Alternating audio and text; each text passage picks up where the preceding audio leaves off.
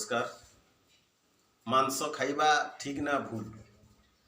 मांस खाइबा होची गोटे खाद्य जोटा कि अखाद्य रे गणित हुए। तो आमे सेटा खाइबा कि न खाइबा आज आमे से विषय टिके चिंता करिबा। देखंतु मांस गोटे जीवर गोटे प्राणीर गोटे मांस तार देहर शरीर मांस अटे। तो आमे मांस खाइबा कहीं न खाइबा खाइबा किंतु कथा रहिला आमे जेतेबेले सामाजिक प्राणी होई नथिला जंगल बा बन रे रहुतबा मनुष्य होइथिला सेतेबेले आमे किछि न मिलुथबारु आमे मांस बाध्य होइकरी खाउथला।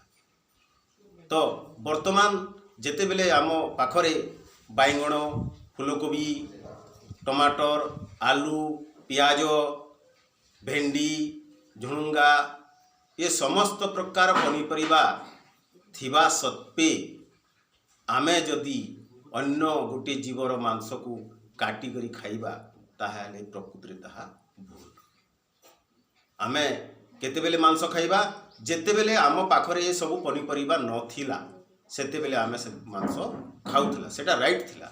किंतु वर्तमान जेतेबेले अच्छे एबे संपूर्ण भाव में सबु परिमाण रे भरपूर आकार रे आम पाखरे अच्छी तब तेबे निरीह प्राणीटी को कहीं आमे मारी मांस खाइबा। तो आपण माने विचार करंतु मु कहीदेली मांस खाइबा कथा कि ना। निश्चित भाव में मोर कहिबार कथा जे यही समय रे यथेष्ट परिमाण रे आमर पाखरे भरपूर पनीपरिबा अछि जा फल रे आमे पेट भर आमे खाइ परिबा।